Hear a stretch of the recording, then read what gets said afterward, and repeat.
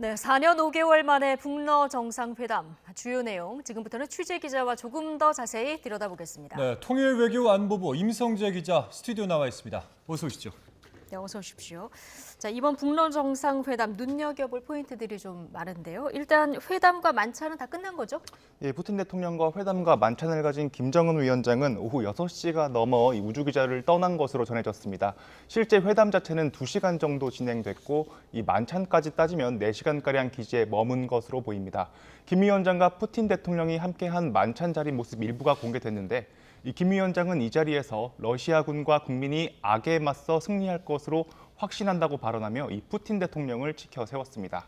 또 북러 관계를 깨지지 않는 전략적 협력 관계로 전환하는 중요한 계기가 될 것으로 확신한다고 말했습니다. 푸틴 대통령 역시 북러의 우호 강화 등을 위한 건배를 제의하는 모습을 보였습니다.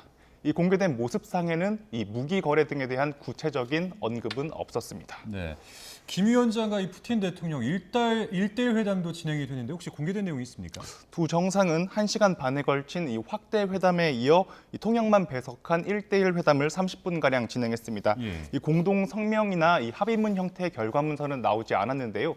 이 공개된 내용은 상호 협력 등 다소 통상적인 이야기 위주였습니다. 그나마 푸틴 대통령이 북한의 위성 개발을 돕겠다고 언급한 정도가 눈에 띕니다. 북한은 미국 등 서방을 겨냥해 이 제국주의에 맞서 싸우는데 함께할 것이라는 점을 강조했습니다. 이외에 무기 거래와 관련한 큰 거래, 이른바 빅딜이 있었을 것으로 보이지만 공개하지 않고 전략적 모호성을 택했다고도 볼 수 있을 것 같습니다. 네. 자, 이번 회담에서는 보기 드문 순간들이 좀 포착이 되는데 우크라이나 침공으로 고립된 러시아의 처지를 잘 보여주는 이런 장면도 연출이 됐어요? 이 푸틴 대통령은 이 국제사회에서 지각 대장으로 유명하죠. 네. 그런데 이번 회담에서는 보스토치니 우주기지에 30분 먼저 도착해 김정은 위원장을 기다렸습니다. 또 김정은 위원장을 만나서 40초 동안 오랫동안 악수하는 보기 드문 모습을 연출했습니다. 일각에선 이렇게 푸틴 대통령이 김 위원장을 환대한 건 이 우크라이나 전쟁 수행에 필요한 북한의 무기 지원이 그만큼 간절하다는 것을 나타내는 방증이라는 분석이 나옵니다. 네. 이 4년 전 이 북러 회담 땐 2차 북미 정상회담에서 핵 협상이 고립된 김 위원장이 절박했다면 이번엔 국제사회에서 철저하게 외면받은 러시아가 더 절박한 입장에 처했다는 것을 보여주는 것으로 보입니다. 예.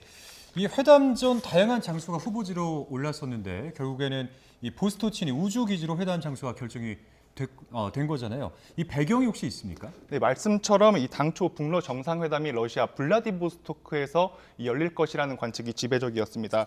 이 러시아 푸틴 대통령이 오늘까지 이 블라디보스토크에서 열리는 동방 경제 포럼에 방문한다는 사실이 알려졌기 때문입니다. 하지만 두 정상 간 만남이 사전에 서방 언론 등을 통해 먼저 알려지면서 이 변수가 생긴 것으로 보입니다. 이 북러 자체도 관련 보도 이후에는 한동안 이 구체적인 회담 시기와 장소 자체를 함구했는데요. 특히 북한은 보안상 이유 등으로 이 최고 지도자의 동선 공개를 상당히 꺼리는 경향이 있습니다. 이 예측을 피하고 위성 기술 지원이라는 회담 성격을 보여줄 수 있는 이 보스토치니 우주기지가 그런 면에서 회담 장소로 낙점된 것으로 보입니다. 네, 결국 보스토치니아에서 만나긴 했는데 회담 장소가 좀 늦게 알려지다 보니까 김정은 위원장이 열차를 타고 계속 북으로 가는 동안 그 경로도 굉장히 관심이었어요. 예, 말씀처럼 이 김정은 위원장의 전용 열차의 경로도 굉장한 관심이었습니다. 김정은 위원장은 지난 10일 그러니까 일요일 오후 전용 열차를 타고 평양을 출발했습니다.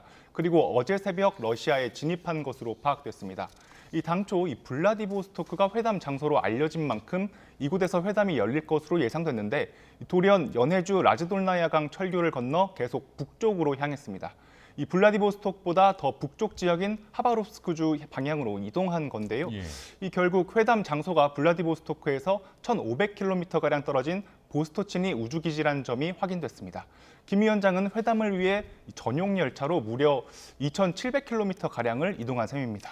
자, 푸틴 대통령이 북한의 위성 개발을 돕겠다 이런 발언을 했는데 이 북한이 러시아에 제공할 수 있는 무기라는 게 어떤 것들이 있을까요? 일단 북한의 무기는 러시아의 무기와 호환성이 굉장히 높습니다. 122mm 방사포탄과 152mm 곡사포탄 등인데요.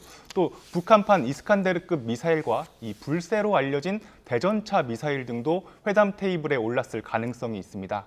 여기에 북한은 옛 소련 전차의 부품도 상당히 많이 보유한 것으로 알려졌는데요. 우리 군이 분석하기로는 북한은 전시회 최장 3개월 정도 전쟁을 지속할 수 있는 물자를 확보하고 있습니다. 여기에 군수공장으로 쓸 수 있는 공장만 300여 개 이상인 것으로 알려졌습니다. 이런 배경이 이 러시아가 북한과 정상회담을 추진한 이유가 된 것으로 보입니다. 하지만 유엔 안보리 결의상 이 북한과는 어떤 무기 거래도 할 수 없다는 점에서 이 국제사회의 비난이 이어질 것으로 보입니다. 네. 자, 주고받은 내용들이 뭐 성명으로 발표되진 않았습니다만 어쨌든 북한은 재래식 무기를 주고 그리고 여러 차례 실패한 군사 정찰 위성 이 기술을 러시아로부터 얻어오는 이런 결과물을 얻게 되는 겁니까? 예, 그럴 것으로 보입니다. 예. 이 북한은 올해 들어 2차례나 군사 정찰 위성을 쏘아 올렸지만 모두 실패로 돌아갔습니다. 이에 다음 달 군사 정찰 위성을 추가로 발사하겠다고 밝힌 상황인데요. 이 세 번째 발사까지 실패하게 되면 부담감이 그만큼 더 커질 수밖에 없습니다. 이 러시아는 인공위성 발사부터 이 궤도 안착 등 다양한 기술을 이전할 수 있습니다. 특히 군사정찰위성 발사 기술은 이 탄도미사일 기술과도 상당히 맞닿아 있는데요. 북한이 러시아로부터 기술을 전수받으면 그만큼 핵미사일 위협도 커질 것으로 보입니다. 이 밖에 식량과 에너지, 북한 외화벌이 노동자 파견, 연합훈련 등도 의제가 됐을 것으로 보입니다. 위성기술 이외에 이 첨단 무기로는 김 위원장이 개발을 공언한 이 핵추진 잠수함 관련 기술도 이 테이블에 올랐을 가능성이 있습니다. 네. 또 회담 이후에는 김정은 북한 국무위원장이 러시아의 주요 군 시설을 방문할 수 있다 이런 관측도 또 나오고 있는 것 같거든요. 예, 이 현지 보도 등을 종합해 보면 김 위원장은 이 회담을 마친 뒤 하바롭스크주에 있는 산업도시로 향할 것으로 보입니다. 이곳에서 이 수호이라고 불리는 러시아 첨단 전투기의 생산 공장을 볼 것으로 보입니다. 또 블라디보스토크로가 이 태평양 함대를 방문할 것으로 예상되는데요. 16일쯤에는 세르게이 쇼이구 러시아 국방장관을 만날 것이란 보도도 있습니다. 이 만남이 성사된다면 이 오늘 열린 정상회담의 후속 조치 등이 논의가 오갈 것으로 보입니다. 네, 앞으로 일정들도 좀 주목해서 지켜봐야 되겠습니다. 지금까지 통일외교안보부 임성재 기자였습니다. 수고하셨습니다.